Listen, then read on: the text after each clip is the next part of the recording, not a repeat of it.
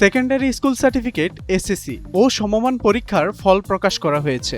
এই বছর 9টি শিক্ষা বোর্ডে গড় পাশের হার 64.5%, যা গত বছর ছিল 68.4%, অর্থাৎ পাশের হার 3.99% কমেছে।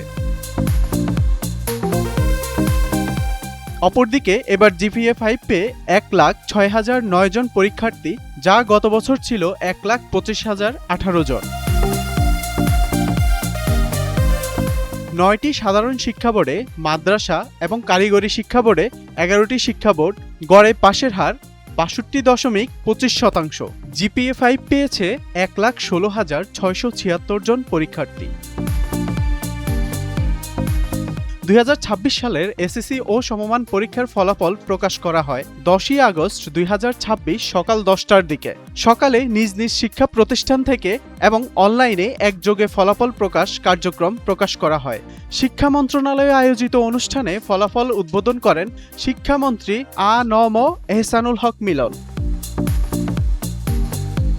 কারিগরি শিক্ষা বোর্ডে গড় পাশের হার 58.20%। জিপিএ-5 পেয়েছে 3,951 জন পরীক্ষার্থী। অপরদিকে মাদ্রাসা শিক্ষা বোর্ডে এই বছর গড় পাশের হার 55.49%। এই বোর্ডে জিপিএ-5 পেয়েছে 6,716 জন পরীক্ষার্থী।